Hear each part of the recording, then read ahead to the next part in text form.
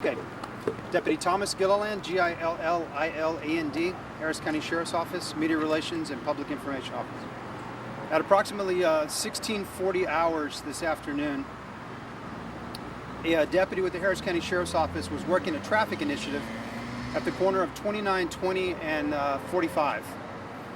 The suspect vehicle that you saw behind you was stopped for a traffic violation. Subsequently, when the deputy was speaking with the suspect, he ordered him out of the vehicle. At that point, the suspect put the car in gear and began to drive forward. The deputy was pinned between the door and inside the vehicle. He tried to get the suspect to stop. He refused. At one point, still being dragged along the side of the vehicle, he pulled his taser out and tried to deploy his taser at the suspect. We don't know if that was effective at the time. The taser is inside the back seat of the vehicle along with the prongs and the wiring. The suspect then began traveling again with the deputy halfway in and halfway out the vehicle. He then went up over the curb, and at that point, the deputy, fearing for his life, drew his service weapon and shot one time, striking the suspect. He has a gunshot wound to the lower portion of his neck area. He was life-flighted earlier to Memorial Hermann downtown Medical Center. In critical condition is the last condition I have. The deputy sustained some lacerations and cuts and bruises, was transported to Memorial Hermann Woodlands. He is in good condition is all I have for right now. Again, it's under investigation by the Internal Affairs, our Homicide Division, and along with the Harris County District Attorney's Office shoot team. As customary with officer-involved shootings, this deputy will be placed on administrative leave for a minimum of 5 days, with both medical and psychological testing being done. Once he's cleared by both medical and psychological, along with the Bureau Commander, then he'll be returned to service. Any other questions? Was it driver's door or passenger door he was in? It was the driver's side door that originally that he was in, and it was dragged along. Our deputy did have, his video was running. As soon as that tape is be able to review, we'll be able to go back and review from the step from when the violator was first stopped until it ended, as you see here in the middle of the intersection. What was the initial traffic stop for? It's a traffic initiative, so it could be for seatbelt violations, registration violation, anything along these lines. Suspect male or female? Male suspect, 29-year-old black male is all I have. Identity has not been released pending the notification of his family. Have you been able to, at this point, look back and see, did he have any outstanding warrants? Was there a reason that he would have been trying to We flee? did do that. As of right now, there was nothing showing as being outstanding as far as NCIC, TCIC. National Crime Information Center is something that you run all traffic violators, suspects through, and that gives you an idea if they've been wanted for any warrants or outstanding in the other counties or in Texas. And I apologize to make you go through this one more time, but as far as his injuries, the officer goes, what exactly happened to him? When he exited the car, there was some confusion as whether the deputy was under the car or inside the vehicle. As we know right now that he was inside the car fighting with the suspect. Once the car went up over the that median, when he drove over the sign and then went in, the deputy started to lose his balance, falling out of the car. At that point, fearing for his life, he was afraid he was going to be ran over by that vehicle. That's when he shot the suspect. Do you have the deputy's name or his years of service? He is a 15-year veteran assigned to our patrol district, District 1. Again, you know, these scenes are very fluid. This is our second shooting in the last 24 hours. Again, it stresses that our job of what our deputies do is one that's very, very dangerous. You know, in a city this large, these type of things, they may not happen for months, and then you can have some that happen in like this and less. The city also, the city had one yesterday also. Again, it shows the citizens that this job is very dangerous and something that we have to be fully aware of all the time. Is the officer's vehicle the one up on the median with the lights flashing? He was in place already, he wasn't moving into position? Right, he was in what we call the number 1 lane that was in the side. So as the violator came through, you could check, they have to slow down, they see the lights. That way they can check to see if the seatbelt's on and the registration is correct. And at this point, you don't know exactly what infraction specifically. Right, the don't know driver yet. As far as we can tell, his registration had not expired. But again, we don't know. Maybe he had something in the car. We haven't searched the car. That has to be searched by homicide and along with crime scene. And again, we'll go and review the tape. As soon as that's done, we can figure out exactly what happened through the beginning. Was there more than one shot fired? Right now, it looks like only one shot. Nobody else was in the car, right? No one else was in the vehicle. It was just the 29-year-old black male. Where were they each taken? The suspect and the Suspect was life flighted to Memorial Hermann Medical Center, and our deputy was transported by ground to Memorial Hermann Woodlands.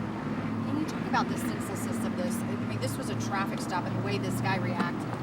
Sure. Again, it just shows you the dangerous times we live in. That there are people that are willing to hurt peace officers doing their job. You know, it's a traffic initiative. It's not.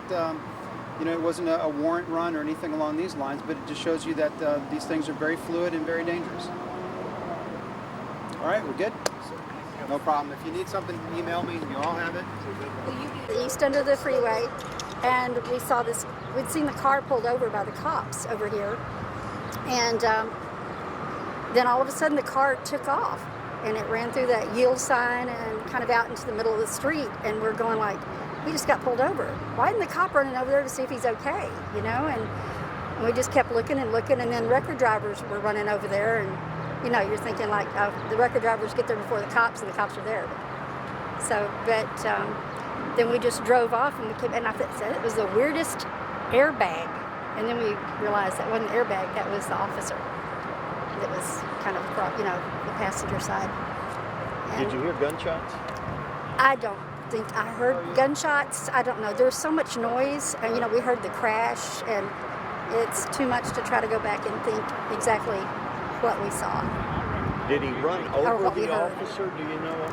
That would be the guys at Mattress Firm were standing at their window watching.